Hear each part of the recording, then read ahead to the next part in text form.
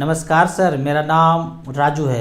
काफ़ी सारे वीडियो में कमेंट्स में पर्सनली ये पूछा गया है, आप तो बता देते हैं 1 करोड़ रुपया हो जाएगा, पर 20 साल के बाद इन्फ्लेशन महंगाई के चक्कर में फिर क्या बचेगा? कुछ भी नहीं बचेगा। वो कुछ कितना नहीं बचेगा, इसका इसमें आंसर है कि value of 1 crore after 20 years कितना बचेगा विथ रिस्पेक्ट टू इन्फ्लेशन, उस पर कैलकुलेशन है। कि मान लेते हैं कि यहाँ पे आपने 10-10 हज़ार का SIP शुरू किया और 1 करोड़ रुपया हो गया, पर इन्फ्लेशन है, महंगाई है, बाद में कितना पैसा बचेगा। तो यहाँ पे देखते हैं पहले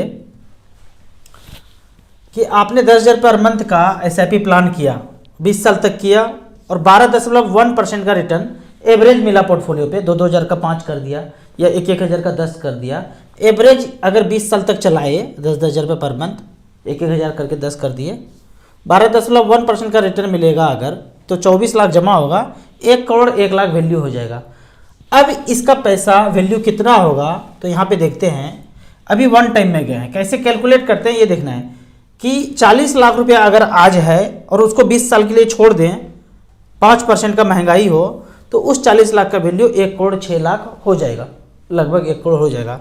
मतलब क्या है इसका कि आप कोई भी काम करते हैं, मान लीजिए घर खरीदना है, आज खरीदना है, शादी करना है, कार खरीदना है, आज का खर्चा अगर 1 करोड़ है आज का, तो उस समय कितना होगा?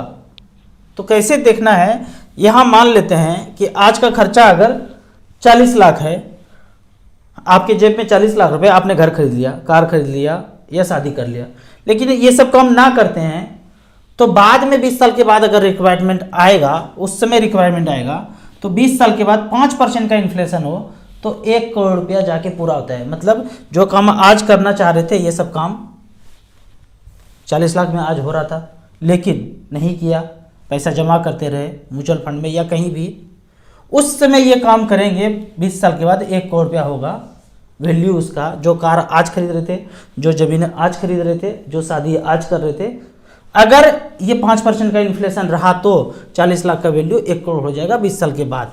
तो इसको बोलते हैं प्रेजेंट वैल्यू और इसको बोलते हैं फ्यूचर वैल्यू।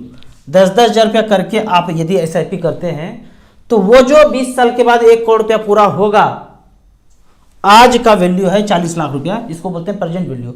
मतलब 10-10 हज़ार रुपये पर मंथ दे के आज ये 40 लाख रुपया आज ही आप एक्वायर कर रहे हैं, लेकिन वो 20 साल के बाद कितना होगा?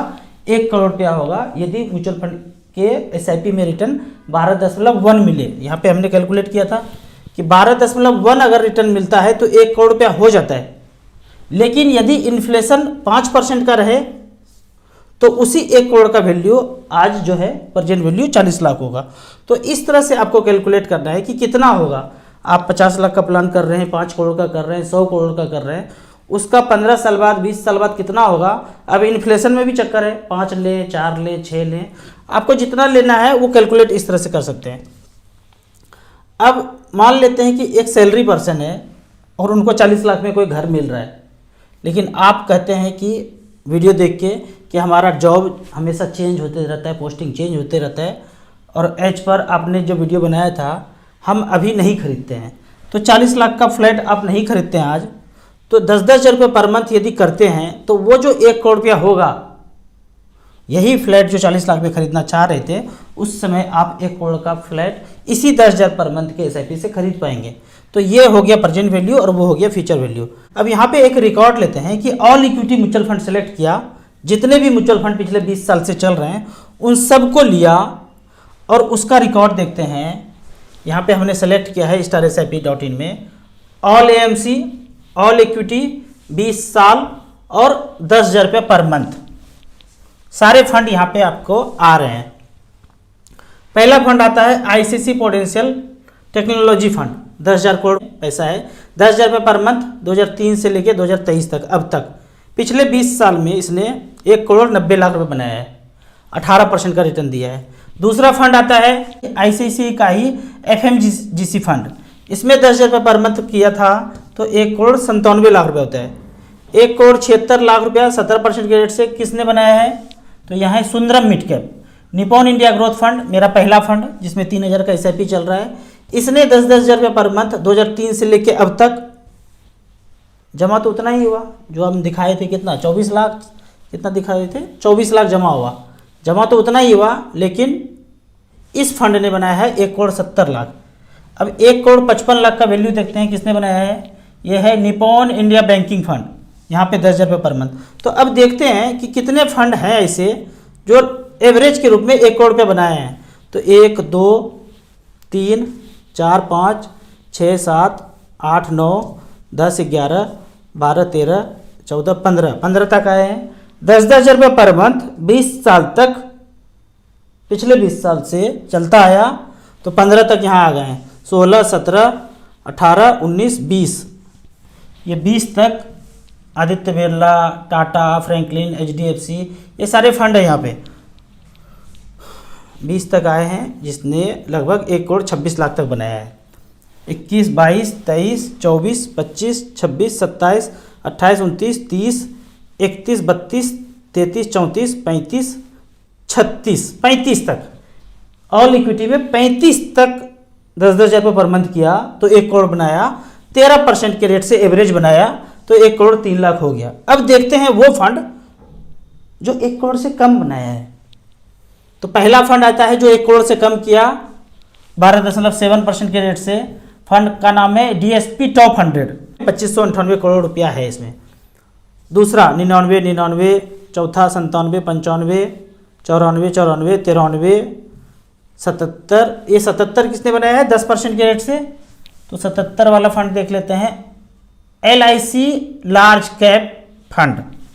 AUM देखते हैं 648 करोड़ रुपया। हमने बताया है 2,000, 3,000, 4,000, 5 करोड़ अगर नहीं है पैसा तो कान पकड़ते हैं, उठक बैठक भी कर लेंगे, हाथ गोड़ जोड़ लेंगे, बोले भैया हमको नहीं करना है। कितना 2,000 करोड़, 3,000 करोड़, 4,000, 5 करोड़ नहीं है भैया, नाम पे हम नहीं जाएंगे, काम देखेंगे, पीछे का दाम देखेंगे। नाम बड़े दर्शन छोटे नहीं, पैसा कम है नहीं करेंगे। देखे हैं राजू भैया का चैनल, नहीं करना है। 77, 77, 72, 68, 64, 63, सबसे लास्ट में LIC म्यूचुअल फंड। सबसे बड़ा संस्था है LIC, सबसे ज़्यादा पैसा है LIC के पास, सबसे बड़ा फंड मैनेजर रख सकता है। आप बताइए ना, HDFC, ICC, SBI, LIC के सामने कहीं कुछ है? कितना पैसा है LIC के पास, फंड मैनेजर रख सकते थे ना। सबसे बॉटम पे कैसे है मुझे नहीं समझ में आता है। 383 करोड़ रुपया सबसे बॉटम वाला देखते हैं, 31 करोड़ रुपया। अब गिनती करते हैं नीचे से, मतलब 1 करोड़ से कम किसने किसने किया। 1 2 3 4 5 6 7 8 9 10 11 12 13 14 15 16 फंड ऐसे हैं।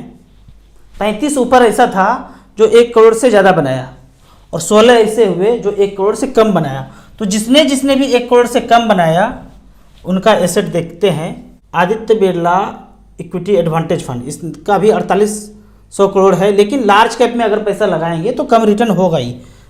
अब 432, 12,000 करोड़ है SBI लॉन्ग टर्म इक्विटी, इसने भी पिछले 20 साल में अच्छा रिटर्न नहीं दिया है। अगर देखा जाए तो यहाँ पे 94 लाख रुपया बनाया है, 12.32% का रिटर्न दिया है। और AUM देखते हैं 59 करोड़, 1400 करोड़, 8,000 करोड़ का HDFC large and mid cap, इसने भी अच्छा परफॉर्म नहीं किया है यदि पिछले 20 साल का बात करें तो यहाँ पे ज़्यादातर में देखेंगे AUM कम है, ज़्यादातर में AUM कम है इसीलिए। और ऊपर जितना भी देखेंगे सबसे ज़्यादा रिटर्न उसमें AUM ज़्यादा है। तो AUM ज़्यादा है तो एक चीज़ तो समझ में आता है कि वहाँ पे फंड मैनेजर अच्छे होंगे, प्लस इतने सालों से चल रहा है तो ज़्यादा से ज़्यादा इन्वेस्टर भी होंगे। ज़्यादा इन्वेस्टर तो पुराने वाले में भी हैं, लेकिन यहाँ मेन फैक्टर जो मुझे समझ में आता है कि AUM का है। AUM अगर ज़्यादा है तो उसमें आप सेफर मान के चल सकते हैं, ज़्यादा AUM है तो ठीक कर देगा लंबे समय में। तो इस तरह से करके ऑल इक्विटी में आप फंड को चुन सकते हैं। लेकिन यदि आप पहली बार इन्वेस्ट करना चाहते हैं, नए इन्वेस्टर हैं, तो सिंपल चाल चलने बोलता हूँ, स्मॉल कैप टच कीजिए। लास्ट 10 ईयर्स में 5 स्मॉल कैप ले लीजिए, Nippon India small cap, SBI small cap, quant small cap, Kotak small cap, DSP small cap, ये 5 हो गया। और 5 मिड कैप चुन लीजिए पिछले 10 साल के में। 10-10 हज़ार रुपया पर मंथ का यहाँ पे भी SIP हमने चुना है। पिछले 10 साल में यदि देखते हैं तो Kotak emerging equity, quant mid cap, Edelweiss mid cap, HDFC mid cap, SBI magnum mid cap, तो 5 मिड कैप और 5 स्मॉल कैप में 2-2 हज़ार रुपया करके, ये जितना भी पैसा है 1 लाख रुपया करना चाहते हैं 5-5 हज़ार रुपया करके, 10-10 हज़ार रुपया करके इस तरह से डिवाइड करेंगे। अगर 5 ही हज़ार है तो 2 स्मॉल कैप या 3 स्मॉल कैप, 2 मिड कैप, इस तरह से करके डाइवर्सिफाइड करके लगाएंगे। आपको इसी तरह म्यूचुअल फंड के बारे में और कुछ जानना है, इन्वेस्टमेंट के बारे में जानना है, तो इस नंबर पे मुझे व्हाट्सअप कर सकते हैं। आप म्यूचुअल फंड में पहली बार इन्वेस्ट करना चाहते हैं तो दिए हुए ऐप में रजिस्ट्रेशन करने के बाद हमसे जुड़ सकते हैं। ऐप का और मेरे सर्विस का लाइफ टाइम कोई चार्ज नहीं है। वीडियो अच्छा लगे तो व्हाट्सएप यूनिवर्सिटी में दोस्तों के बीच से जरूर शेयर करें। यूट्यूब पे देख रहे हैं तो लाइक एंड शेयर जरूर करें। Thank you so much.